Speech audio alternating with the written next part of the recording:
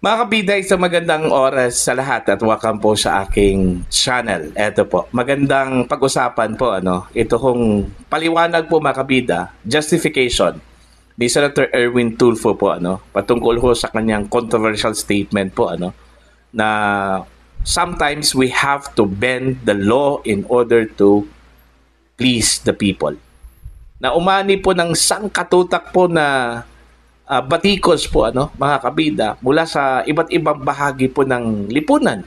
Okay? Mantakin nyo naturingang senador po at hindi po natin inakala po na yun yung sasabihin po niya Kahit na yung abogado po sa likod po niya napailing po mga kabida kasi hindi po niya inasahan na yun yung sinabi po ng isang senador.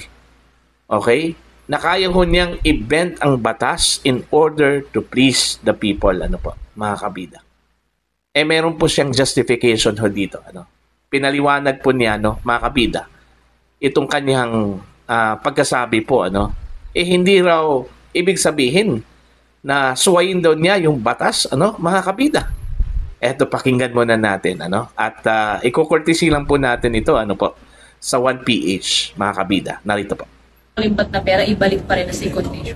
That's what I'm saying. If you're really in good faith, di ba, gusto mong tumulong sa investigation, why not sagad-sagarin mo na? And okay, marami naglabasan sa social media kahapon na nabanatan tayo. Siguro it was just born out of anger na I said na bend the law to please the people. What I meant was bend the law to for humanitarian reasons. Kasi when you say bend the law, you enforce the law because of yung flexibility at saka yung for humanitarian reasons. Pero I didn't say na we have to break the law, violate the law. No, I didn't mean that. What I meant was bend the law para for humanitarian reasons. On this issue about returning the money, yung sinasabi ko, isang tabi muna natin yung batas. Kasi sinasabi, may batas daw, yung restitution. We have to follow the due process. Pero sinasabi ko, baka pwedeng hindi.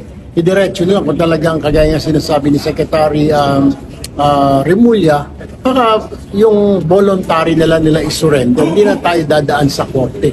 Yung dinasabi ng Malacanang sa mga press release ngayon galing ng Malacanang na they believe na dapat isurrender na muna ng mga diskaya at saka yung mga witnesses na papasok dyan sa protective custody, yung kanilang mga nakuha mula sa gobyerno. And that's what I meant. Thank you po. Ayun po, dapat hindi daw natin intindihin yun literally. Ayun. So, kumbaga, tayo pa yung may kasalanan po dito, kasi inintindi po natin, we understood it literally, mga kabida. Hindi man daw ganun Okay? Ang ibig sabihin daw niya doon, mga kabida, na sometimes we have to be lenient, We have to be human enough. We have to be considerate enough, Parang yun yung ibig sabihin po niya doon ho sa sometimes we have to bend the law in order to please the people, Hindi ibig sabihin daw, mga kabida, na suwayin po niya o suwayin po natin ng batas in order to please the people, Pero yung pagkasabi po niya, mga kabida, very emphatic po, Okay? May emphasis. In fact, sinabi po niya na wala ho tayong pakialam sa batas. Anong ibig sabihin po niya doon? Okay? Tapos sinabi pa po niya, mga kabida, mas mataas pa po ang taong bayan kaysa sa batas. Which is partly correct and partly wrong, mga kabida. Malinaw po sa ating saligang batas po, na ang batas po ay mas mataas po sa tao, Article 3, Section 1, anong sabi po? No one shall be above the law. Malinaw po yun. Walang sino man na mas mataas po sa batas. Diba?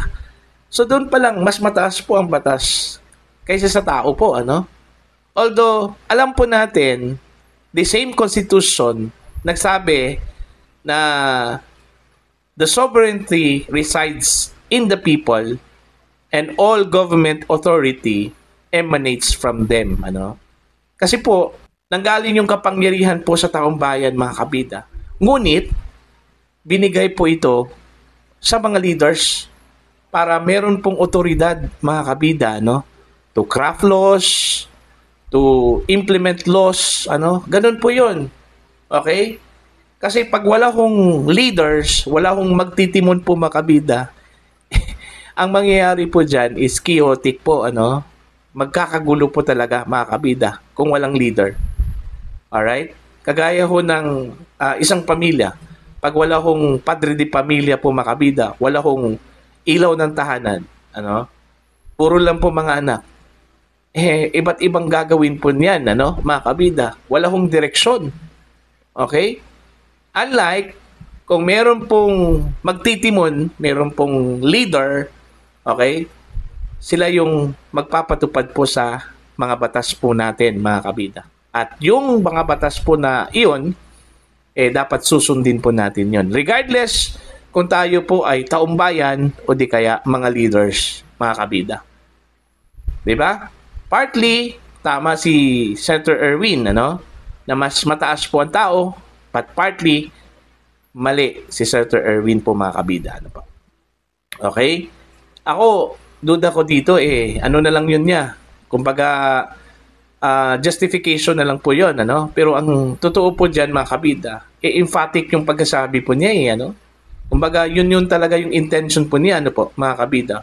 Mantakin niyo yung pagkasabi lang po niya na wala po tayong pakialam sa batas. Negative na po yung ibig sabihin po doon, mga kabida. Tapos ngayon, iba na po yung kanyang tunada po, mga kabida. Matapos pong ulanin po ng batikos po, Ewan ko kung nakatulog po ng mahimbing po, ito pong si Senator Erwin po, mga kabida, kagabi. Matapos pong inulan po ng batikos sa social media, yung kanyang hong sinabi po, Kasi para sa akin, very dangerous yung sinabi po niya, mga kabida. Pwede hong makainganyo yun ng tao, Pwede hong sundin po ng tao po yun. Yung kanyang sinabi na hindi kailangan sundin po natin yung batas, mga kabida. Kahit na yung interpretation niya doon, mga kabida, ay hindi po ibig sabihin na i-break po natin batas. Pero yun yung pagkakaintindi po ng tao, Diba? Bending the law is just like not following the law. Diba? Yun yung ibig sabihin po ng bending, Wala hong pagkakaiba po yun, mga kabida. Although, magkaiba ang spelling at saka pronunciation po. Pero, parang synonymous lang po yun, Pag sinabi mong bending, hindi mo sinunod yung original. Binend mo. Kumbaga, pinaliko mo, mga kabida. Diba? Hindi straight. Diba? So, justification na lang po ni Senator Erwin yun kasi para po mapahupa po niya yung galit po ng tao po sa kanya. Irresponsible statement kasi yun. Hindi ho dapat sinabi yun ng isang senador, isang mambabatas po, mga kabida. Okay lang sana kung ordinaryong civilian po siya, At pangalawa, maintindihan po natin, hindi po siya abogado, mga kabida. Pero, senator at that, sus, Ginoo ko. Diba? Blunder po yun. Blunder talaga yun, Kung naalala po ninyo, yung sinabi po ni Senator Miriam Santiago, nung buhay pa po siya, mga kabida. Ang mga senador, kongresista, sila yung tagagawa po ng batas. At hindi po pwedeng suwayin po nila yung kanilang ginawang batas. Ganun po din yun, Yung batas patungkol ho sa anong tawag po dito? Witness Protection Program po, mga kabida. Ang gumawa po doon is Kongreso, Tapos sila yung magbe-break po doon. Ganun po ba yun, mga kabida? In order to please the people. Kasi yun yung gusto po ng taong bayan, Okay? Not all the times, kung ano yung gusto po ng tao po, mga kabida, sundin kaagad. Kasi may proseso po yun, Okay? Katulad na lang po ng gusto po ng taong bayan na bumaba na po si Pangulong Ferdinand Bongbong Marcos. Hindi pwedeng pababain po natin kaagad yun. May proseso po yun, ano? Ano yung mga proseso po para matanggal ang Pangulo? Unang-una po, sampahan po natin siya ng impeachment po, ano, mga kabida.